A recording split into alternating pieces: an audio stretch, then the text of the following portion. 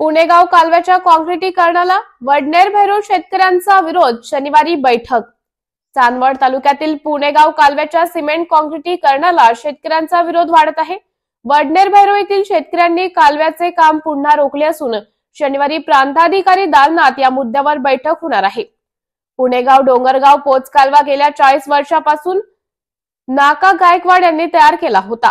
याच कालव्याद्वारे चांदवड तालुक्यातील शेती व पिण्यासाठी पाणी उपलब्ध होणार होते। शेतकऱ्यांनी आपल्या जमिनी कालव्याच्या कामासाठी शासनाला दिल्या, मात्र त्याचा मोबदला अद्याप मिळालेला नाही। आता शासन आणि माजी मंत्री छगन भुजबळ यांचा हस्तक्षेपाने हे पाणी डोंगरगावकडे वळवले जात असल्याचा आरोप शेतकरी करत आहेत। काँक्रिटीकरण झाल्यास पाणी वाहून जाईल, जमिनीत मुरणार नाही, विहिरींना पाणी मिळणार नाही असं सांगत शेतकऱ्यांनी सुमारे 4 तास काम बंद पाडले। वडनेर भैरव येथील काँग्रेसचे ज्येष्ठ नेते संपतराव वक्ते आणि सरपंच रावसाहेब भालेराव यांनी सांगितले की जोपर्यंत जमिनीचा मोबदला आणि आवश्यक सुविधा मिळत नाही तोपर्यंत काँक्रिटीकरण होऊ दिले जाणार नाही। शेतकऱ्यांच्या आंदोलनामुळे परिस्थिती बिघडू नये म्हणून एपीआय मुंडे यांच्या नेतृत्वाखाली पोलीस बंदोबस्त तैनात करण्यात आला होता। शनिवारी प्रांताधिकाऱ्यांच्या दालनात महत्त्वाची बैठक होणार आहे। या बैठकीत शेतकऱ्यांच्या मागण्यांवर निर्णय होणार का याकडे सर्वांचं लक्ष लागले आहे। या सर्वाचा आढावा घेतलाय आपले प्रतिनिधी देवीदास जाधव चांदवड यांनी। काय नाही करणार आम्हाला यांच्यात आम्हाला तो नकोय, मी एकटी याच्यात आहे का? आम्हाला तो नकोय, आम्हाला एवढं माहिती। मी 25 वर्षापासून ग्रामपालिका मला 25 वर्ष कंटिन्यू झाले। मला माहिती आहे यांच्यात आमच्यात वाद आहे, आम्हाला तो करायचा नाही। मागं आम्ही तहसीलदार असतील, प्रांत असेल, कलेक्टर असतील, कृषी मंत्री आहेत, आदिवासी विकास मंत्री, आमदार, खासदार या सर्वांनाच आम्ही निवेदन दिलेले की जे पुणेगाव कॅनलचं आस्तरीकरण चालू आहे ते आस्तरीकरण जर चालू झालं किंवा हे आस्तरीकरण जर झालं तर शेतकऱ्यांना कुठल्या परिस्थितीमध्ये एक थेंबाचा फायदा होणार नाही। शासनाचा जो निर्णय असतो का शेतकऱ्यांसाठी किंवा जनतेसाठी जे काम करतात, जर जनतेसाठी काम करता आणि हे तर जनतेच्यावर अन्याय होणाऱ्यासारखं हे काम, या सगळ्या गोष्टी आम्ही त्यांना कळवल्या, परंतु त्यांनी कुठल्या प्रकारचा मध्ये त्यांनी महिनाभर कामही बंद केलं आणि पुन्हा आता एक पोलिसांचं बळ घेऊन आणि दडपशाहीनं त्यांनी कालपासून काम चालू केलं। पुन्हा आम्ही शेतकऱ्यांनी एक चर्चा केली, आपल्याला जे काही आपली पिकं आहे ही पिकं उद्ध्वस्त होणारी उद्याकडं जे काही कोटीचे कर्ज असतील तर ते कर्जापोटी शेतकऱ्यांना म्हणजे आत्महत्या करायची वेळ येईल, अशी वेळ यायला नको। म्हणून खऱ्या अर्थानं जे हे काँक्रिटीकरण हे जर काँक्रिटीकरण जर थांबलं तर शेतकऱ्याला काहीतरी थोडंफार का होईना निदान पर्क्युलेशनला 8-15 दिवस किंवा महिनाभर चालेल अशा प्रकारच्या विहिरीला पाणी राहील। म्हणून ह्या दृष्टीनं हे काम होऊ नये म्हणून आम्ही आज तो निर्णय घेतला आणि आम्ही पुणेगाव कॅनलवरती सर्व शेतकरी इथं आलो आणि आम्ही ते काम बंद केलंय। परंतु त्यांच्या डिपार्टमेंटनी आम्हाला 8 तारखेपर्यंत सांगितले की तुम्ही 8 तारखेपर्यंत वरच्या लेवलला चर्चा करा। आम्ही वरच्या लेवलला जिरवळ साहेब असतील, उकाटे साहेब असतील यांच्याशी चर्चा केलेली आहे। त्यांनी सांगितलं की विखे पाटील ह्या खात्याचे मंत्री, आपण यांच्याशी चर्चा करून आणि तो निर्णय घेऊ। तर साधारण 7-8 तारखेपर्यंत आपण त्यांचाही निर्णय घेऊ, ते काय म्हणताय आणि त्यांना आम्ही हे काम म्हणजे बंद करण्यासाठी आम्ही भाग पाडू। आणि जरी त्यांनी काही म्हणजे वेगळा निर्णय घेतला तरी आम्ही पुन्हा शेतकरी काहीतरी विचार याच्यामध्ये करू। आणि कारण नुसतं 8 तारखेला त्यांनी उद्या नाही परवानगी दिली आणि जर काँक्रिटीकरण झालं तर शेतकऱ्यांचं आतून आत नुकसान होणारच आहे। म्हणून नुसतं आजचं आंदोलन केलं आणि उद्याचं थांबलं असं नाही। फक्त आम्ही जी 8 तारीख दिली ते ही मंत्री महोदयांच्या भेटीसाठी आणि त्यांच्या चर्चेसाठी घेतलेली। त्यामुळे आम्ही आता त्यांनी 8 तारखेपर्यंत इथलं काम थांबवलंय। 8 तारखेनंतर पुन्हा ते जे काय निर्णय देतील तो निर्णय आपण बघू आणि नंतर पुन्हा आम्ही शेतकरी आपण विचार करून मग त्याच्यावरती खऱ्या अर्थानं निर्णय घेऊ। पण आमचं म्हणजे व्यक्तिशः जर तुम्ही माझं विचाराल तर मी 100% ह्या आस्तरीकरणाला माझा 100% विरोध आहे, आजही आहे आणि उद्या 8 तारखेला त्यांनी काही निर्णय दिला तरी त्याला सुद्धा माझा विरोध राहील। आणि उद्या जर त्यांनी काम चालू केलं तरी आम्ही ह्या चॅनलवरती पुन्हा येऊ आणि पुन्हा काम बंद पाडू। कारण जो निर्णय असेल हा शेतकऱ्यांसाठी म्हणता, मुख्यमंत्र्यांना जर पुणेगाव ते दरसवाडी ज्या कॅनलचं काम काँक्रिटीकरणाचं चालू आहे ते वारंवार मिटिंग घेऊन मंत्री महोदयाला भेटून हे काम कुठल्या हालतमध्ये थांबत नव्हतं. ते सर्व शेतकऱ्यांनी येऊन आज इथं काम थांबवलं आणि आम्ही त्यांच्या डिपार्टमेंटचे जे काही अधिकारी असतील, पोलीस अधिकारी असतील, डिपार्टमेंटचे कोणी अधिकारी असतील, त्यांना विनंती केली की आमचं काम 2 दिवस तुम्ही 7 तारखेपर्यंत आम्हाला मंत्री महोदयांना भेटायला टाईम द्या.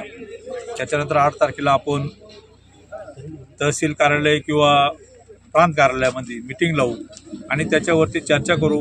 काय निर्णय होईल तो सर्वांमध्ये तो मान्य केला शेतकऱ्यांनी आणि आम्ही जो 8 तारखेला काय निर्णय होईल त्याच्यावरती चर्चा करून आम्ही 8 तारखेला सगळा बाकीचा पुढचा निर्णय घेऊ.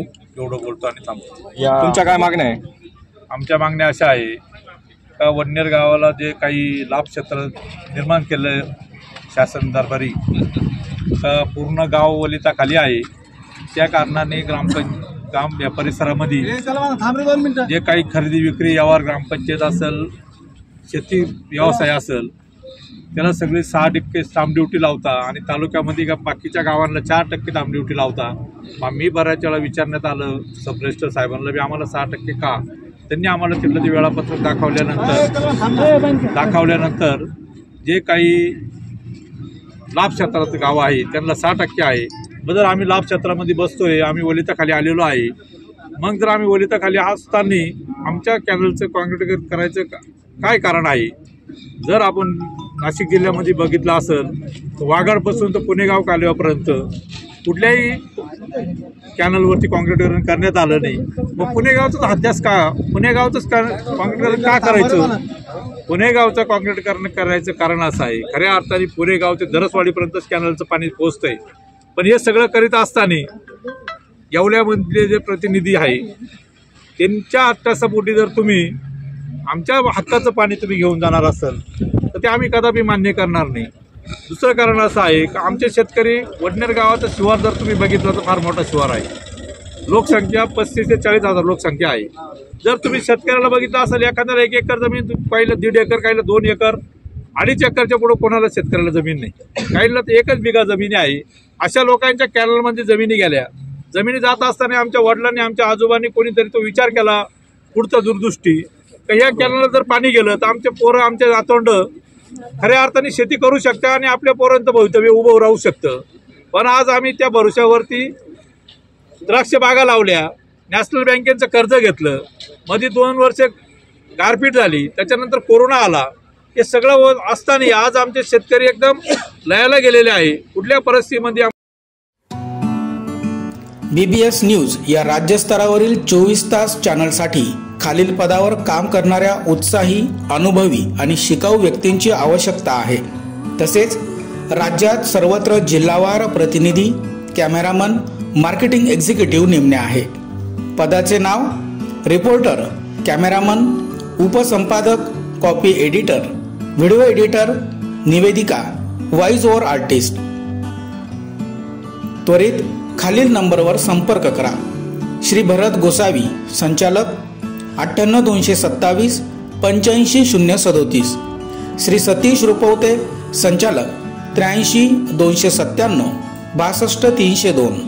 श्री बंटी आढाव, संचालक, 89 561 99 139. मुख्यमंत्री देवेंद्र फडणवीस साहेब यांची मंत्रालयात मयूर मेघराज यांनी घेतली भेट. येवला शहर व परिसरात हजारो पैठणी विणकर आहेत. शासन त्यांच्या हितासाठी अनेक हितकारी योजना राबवित आहे. पैठणी विणकरांसाठी उत्सव भत्ता सुरू केला असून चालू वर्षाचा उत्सव भत्ता अद्याप विणकरांना प्राप्त झाला नाही. हा भत्ता त्वरित विणकरांच्या खात्यात वर्ग करण्यात यावा अशी विनंती भाजपा युवा मोर्चा प्रांतिक सदस्य मयूर रवींद्र मेघराज यांनी मुख्यमंत्री देवेंद्र फडणवीस साहेब यांना मंत्रालयात समक्ष भेटून केली. तालुक्यात सुमारे 4000 पेक्षा अधिक पैठणी विणकर असून विणकामावरच त्यांची उपजीविका चालते. मात्र त्यांना अनेक समस्यांचा सामना करावा लागतो. भाजप सरकारने विणकरांच्या व्यथा जाणून विणकरांसाठी वस्त्र उद्योग धोरण बनवले. त्यात पुरुष विणकरांना 10,000 रुपये, महिला विणकरांना 15,000 रुपये उत्सव भत्ताच्या स्वरूपाने देणे सुरू केले.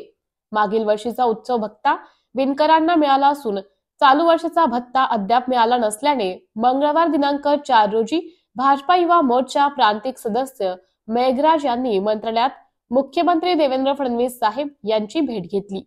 विक्रमी बहुमताने निवडून आल्याबद्दल व दावोसला दौरा यशस्वी करून राज्यात मोठ्या प्रमाणात गुंतवणूक आणून अनेक उद्योग महाराष्ट्रात आणले याबद्दल मुख्यमंत्री फडणवीस यांचा त्यांनी सत्कार केला. वस्त्र उद्योग मंत्री संजयजी सावकारे यांच्याशी चर्चा करून लवकरच प्रलंबित उत्सव भत्ता विणकरांच्या खात्यावर जमा होईल यासाठी प्रयत्न करणार असल्याचं यावेळी देवेंद्रजी यांनी सांगितले. यावेळी भाजपचे गणेश पवार हे देखील उपस्थित होते.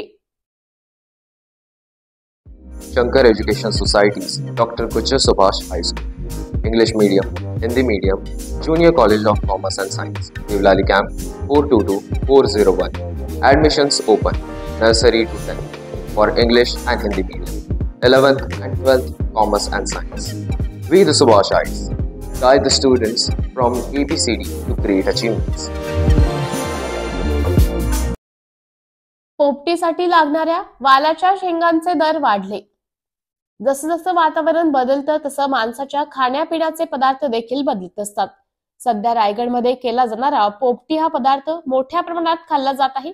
या पोपटीसाठी लागणाऱ्या वालाच्या शेंगा दर वाढले आहेत. 70 ते 80 रुपये किलोने वालाच्या शेंगा झाल्या आहेत. काही दिवसांपूर्वी या शेंगा 60 ते 65 रुपये किलोने दराने विकल्या जात होत्या. आता यात तब्बल 10 ते 15 रुपयांचा फरक पडला आहे. सध्या बाजारात येत असलेल्या वालाच्या शेंगा माल कमी येत असल्याने वालाच्या शेंगांचे दर वाढले असल्याचं व्यापाऱ्यांनी सांगितले. अभी पावटा का भाव क्या चल रहा है? अभी 72 रुपये चल रहा है, 180 रुपये अढ़ाई। और पहले कितना था? पहले 60 रुपये था, 600 रुपये भाव। अब लोग ले रहे हैं? अभी बहुत कम ले रहे हैं क्योंकि बाजार टाइट हो गया ना, इसलिए बहुत कम ले रहे हैं। पहले ले रहे थे? हाँ पहले ले रहे थे। अभी ऐसा बोलते हैं कि महाराष्ट्र में कोकण में उसको पोपटी के लिए यूज करते हैं, पोपटी बनाने के लिए। हाँ पावटा को, तो उसके लिए लोग लेते हैं या नहीं लेते हैं? बहुत कम लेते हैं, पहले लेते थे, अभी बहुत कम लेते हैं क्योंकि महंगा हो गया ना। अभी कितने रुपए का फर्क है? अभी किलो पीछे 12 रुपये फर्क है। तो आपको उधर से माल आ रहा है? माल उधर से आ रहा है? माल तो आ रहा है, बहुत कम आ रहा है ना। जब भी माल कम आता है तो बाजार टाइट हो जाता है, जब माल ज्यादा आता है तो बाजार कम हो जाता है। तो माल कम आने का कारण क्या लग रहा है? ठंड की वजह से प्याज का झाड़ जो है ना खराब हो जाता है, इसलिए कम आ रहा है। आगे चल के कुछ कम ज्यादा होगा? कुछ बोल नहीं सकते, हो भी सकता है। आपका नाम? हॅलो, महत्वाचा व्हिडिओ महाराष्ट्रामधील प्रिय जनतेने अवश्य एकदा हा व्हिडिओ पूर्ण पाहावे ही आग्रहाची नम्र विनंती. आपल्याला नेहमीच सर्दी असते, आपल्याला नेहमीच पित्त म्हणजेच ऍसिडिटी होते, पोट साफ होत नाही, भूक लागत नाही, नेहमीच रक्ताचं प्रमाण कमी असतं, नेहमीच आळशीपणा वाटतो. संतती होण्यासाठी कितीही प्रयत्न केला तरी प्रयत्न असफल होतात. दिवस राहतात पण गर्भ टिकत नाही, त्वचा विकार बरा होत नाही, अंग नेहमीच गरम असतं म्हणजेच अंगात नेहमीच ताप असतो. याचा अर्थ हाडीतापाची लक्षणे असतात. आपल्याला डायबिटीज आहे, तसेच ब्लड प्रेशरचा त्रास आहे, शारीरिक थकवा नेहमीच राहतो, हाडे नेहमीच दुखतात. कितीही ट्रीटमेंट केली तरी औषधापुरते बरे वाटते.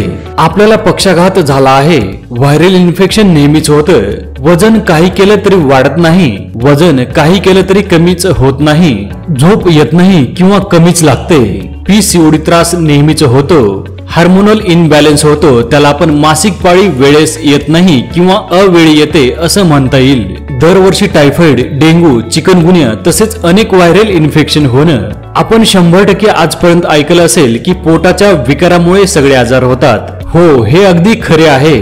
मी तुम्हाला सोपं उदाहरण देतो. फरशी जर रोज निरमा तसेच क्लीन लिक्विडने साफ केली तर फरशी कालांतराने खराब होईल. तसेच नेहमीच पित्त तसेच पोट साफ करण्यासाठी औषध घेऊन काय खराब होईल याचा विचार करण्यासाठी आपण सक्षम आहात. याचं मूळ कारण आहे हाडी ताप म्हणजेच शारीरिक पचन क्रिया बिघडणे.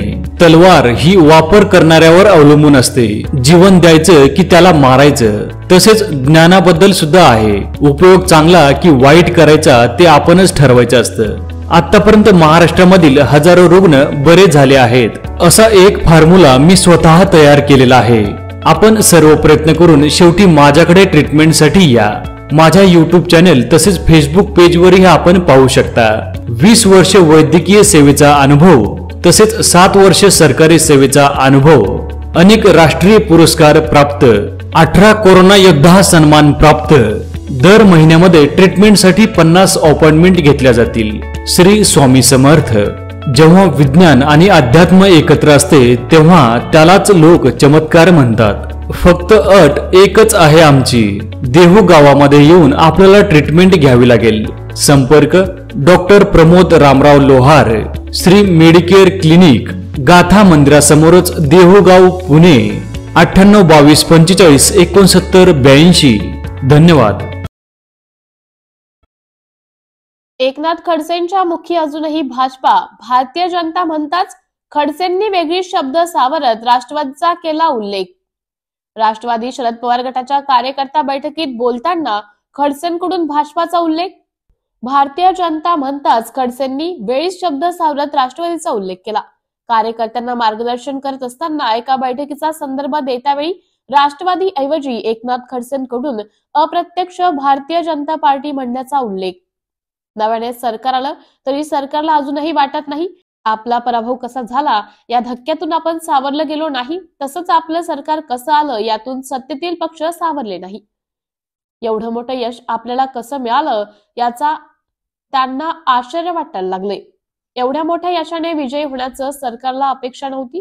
अपयशाने आपण कसं हरलो ही बाजू आपल्याला दिसते आहे, पण त्यांना वाटतं आहे की आपण कसं काय जिंकलो. 40-50 वर्ष मी विरोधी पक्षाची भूमिका पार पाडली आहे. माझा पिंड हा विरोधी पक्षाचा. सत्तेमध्ये मी क्वचित आलो असेल, मात्र आंदोलनात कधीही मागे राहिलेलो नाही. जेलमध्ये टाकलं तरी मी भीती बाळगली नाही. आंदोलनासाठी आम्हाला तुरुंगवास होत असेल तर राजकारणामध्ये तो प्लस पॉइंट आहे. राजकीय गुन्हे कोणावर किती आहे या त्याचा प्लस पॉइंट आहे. राष्ट्रवादी शरद पवार गटाचे नेते एकनाथ खडसे यांचा पालकमंत्री पदावरून राज्य सरकारवर हल्लाबोल.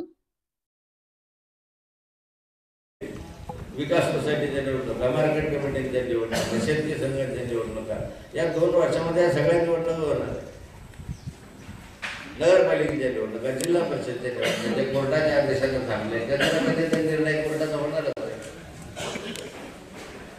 मग युद्ध होणार आहे माहिती आहे, पण तयारी करून ठेवा ना आधीपासून. नुसती तयारी करून भागणार नाही. आता युद्ध सामुग्रीची तयारी करायला पाहिजे.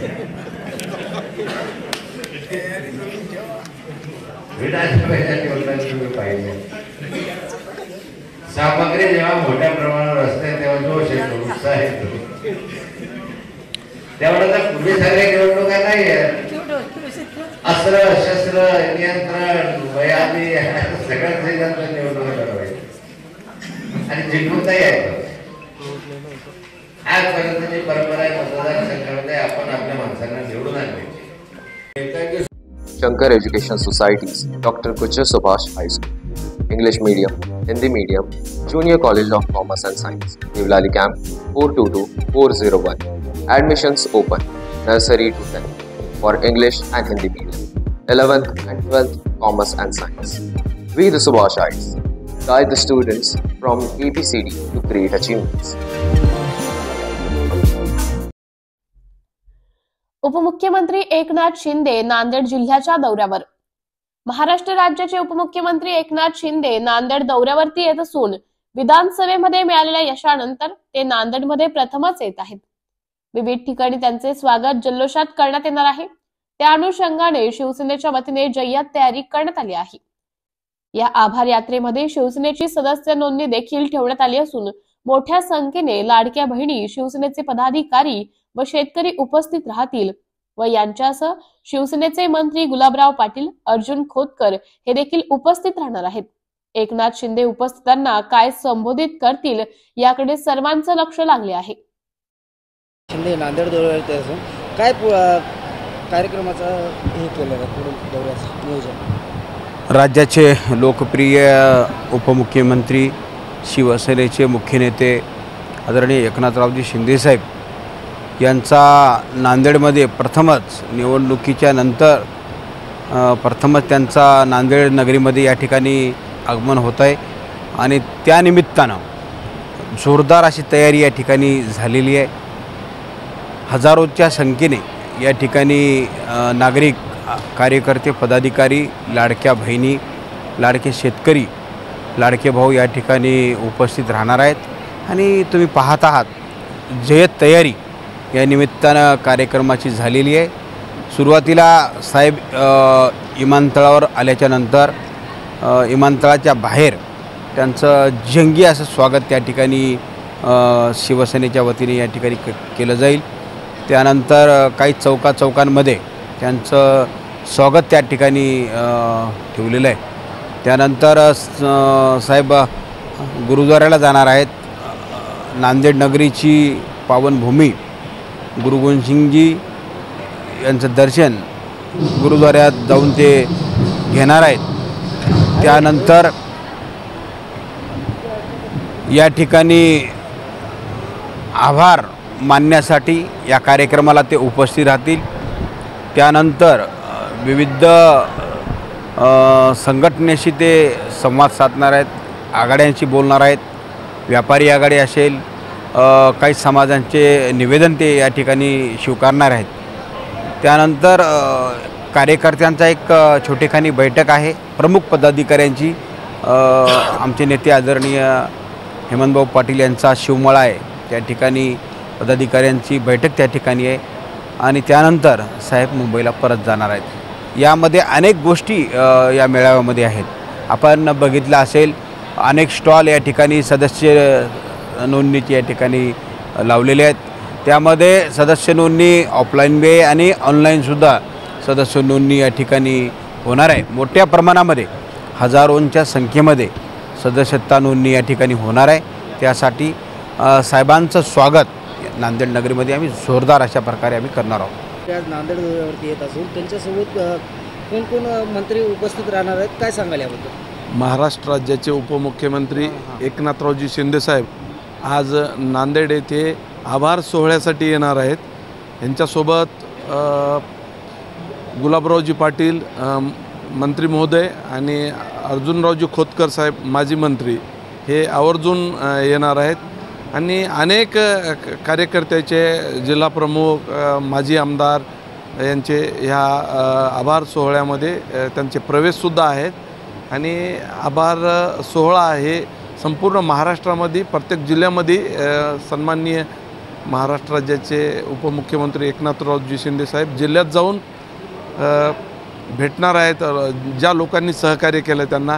कारण निवडून आल्याच्या नंतर सरासरी कार्यकर्त्याकडं लोकप्रतिनिधी पाठ फिरवतात, परंतु एकनाथरावजी शिंदेसाहेब आभार मानण्यासाठी आज आपल्या जिल्ह्यात येत आहेत। त्यांचं आमच्या सर्व कार्यकर्त्याच्या वतीनं स्वागत करतो।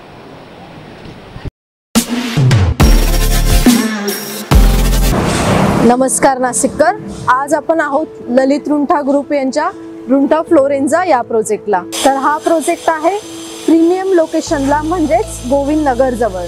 या प्रोजेक्टमध्ये आपण 20हून अशा लक्झरियस ॲम्युनिटीज दिलेल्या आहेत, जसे की वॉकिंग ट्रॅक, मल्टीपर्पज हॉल आणि यासारख्या भरपूर अशा युनिक ॲम्युनिटीज। चला तर मग बघूया आपण आपला सॅम्पल फ्लॅट। तर हा आहे आपला प्रशस्त असा लिव्हिंग रूम आणि याला आपण सुंदर अशी बाल्कनी दिलेली आहे।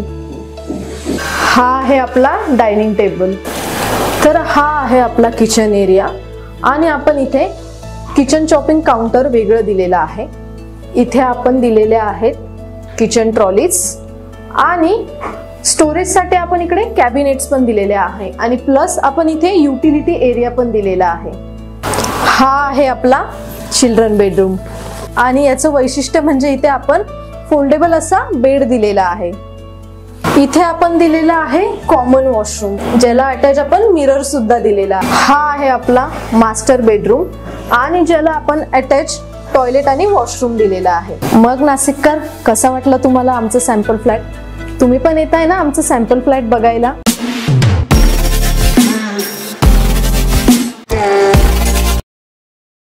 प्रेम प्रकरणातून तरुणीची हत्या, आरोपीला पोलिसांकडून अटक। नवी मुंबई नवीन पनवेल येथे प्रेम प्रकरणातून तरुणीची घरात घुसून हत्या करण्यात आली होती। प्रियकर निकेश शिंदे याने गळ्यावर चाकूने वार करून हत्या केली होती। जागृती सत्वे असे हत्या करण्यात आलेल्या 22 वर्षीय तरुणीचे नाव असून या प्रकरणातील आरोपीला पकडण्यात पोलिसांना यश आलं आहे। दरम्यान तरुणी आणि आरोपी निकेश शिंदे यांच्यामध्ये प्रेम संबंध होते, मात्र 3 महिन्यांपूर्वी ब्रेकअप झालं होतं. जागृतीचे दुसऱ्या मुलासोबत प्रेम प्रकरण असल्याचा संशय असल्याने आरोपी निकेशने हत्या केल्याचं समोर आलं आहे. नवीन पनवेल येथील जागृतीच्या राहत्या घरी जाऊन शिवीगाळ आणि मारहाण केल्यानंतर निकेशने थेट चाकूने गळ्यावर वार करून जागृतीची हत्या केली. घटनेनंतर निकेशने स्वतःच्या गळ्यावर देखील वार करून आत्महत्या करण्याचा प्रयत्न केला, तर खान्देश्वर पोलीस ठाण्यात गुन्हा दाखल करण्यात आला असून आरोपीला पोलिसांनी अटक केली आहे.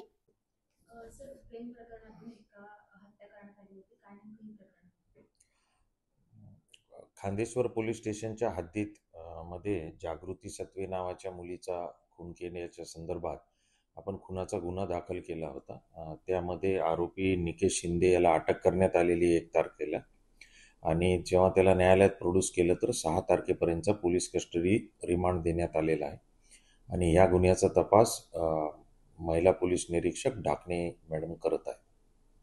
Shankar education society's, doctor Kuche Subhash high school, English medium, Hindi medium, junior college of commerce and science, Devlali camp 422401.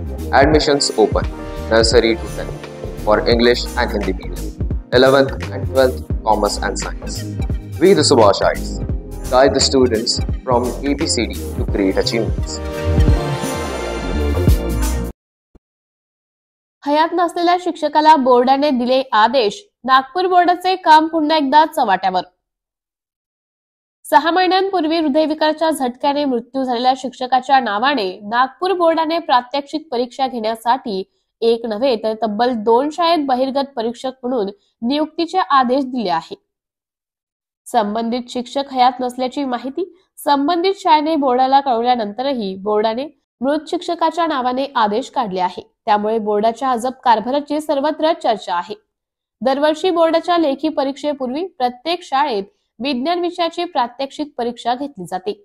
त्यासाठी इतर शाळेतील विज्ञान शिक्षकाला बहिर्गत परीक्षक म्हणून कोणत्याही एका शाळेत पाठवले जाते. यासाठी बोर्डाकडून विहित नमुन्यात प्रत्येक शाळेतील विज्ञान शिक्षकांची माहिती मागवली जाते. गोंदिया जिल्ह्यातील सालेकसा येथील जानकीबाई विद्यालयातील शिक्षक मिलिंद पंचभाई यांचा 2 ऑगस्ट 2024 रोजी हृदयविकाराच्या झटक्याने मृत्यू झाला. याला 6 महिने लोटले. संबंधित शाळेने शिक्षकाचा मृत्यू झाल्याची माहिती बोर्डाला रितसर पाठवली आहे. तसेच यादीत मिलिंद पंचभाई यांचे नाव पाठवले नव्हते. असे असताना सुद्धा यंदा 3 फेब्रुवारी ते 20 फेब्रुवारी दरम्यान घेण्यात येणाऱ्या 10वी बोर्डाच्या प्रात्यक्षिक परीक्षा घेण्यासाठी मृतक शिक्षक मिलिंद पंचभाई यांना तिरखेडी आणि बिजेपार या दोन्ही शाळेत बहिर्गत परीक्षक म्हणून जाऊन प्रात्यक्षिक परीक्षा घेण्याचे आदेश पाठवले आहेत. माहितीची शहानिशा न करताच यादी बोर्डाचे अधिकारी कर्मचारी अद्ययावत माहितीची शहानिशा न करताच जुन्या यादीच्या आधारावरच नियुक्ती आदेश काढून टाकतात.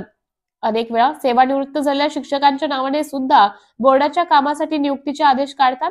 जेव्हा की बोर्डाकडे शिक्षकांची नियुक्ती तारीख व सेवानिवृत्त तारीख व माहिती संग्रहित असते. यावरून बोर्ड किती गांभीर्याने काम करते हे दिसून येते. हे आदेश प्राप्त होता शाळेला सुद्धा प्रश्न पडला असून बोर्डाच्या अजब कारभाराचा नमुना पुढे आला आहे. आता तरी नागपूर बोर्ड या गोष्टीकडे गांभीर्याने घेऊन यादी अद्ययावत करेल का असा प्रश्न आता उपस्थित होत आहे.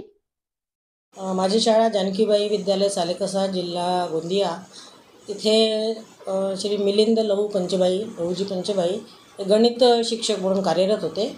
त्यांचा मृत्यू 2 ऑगस्ट 2024ला हृदयविकाराच्या झटक्याने झाला. या संदर्भात आम्ही सगळ्या प्रकारचे कागदपत्र सर्व ऑफिसर्सला दिले, बोर्डाला सुद्धा सादर केलेले आहे.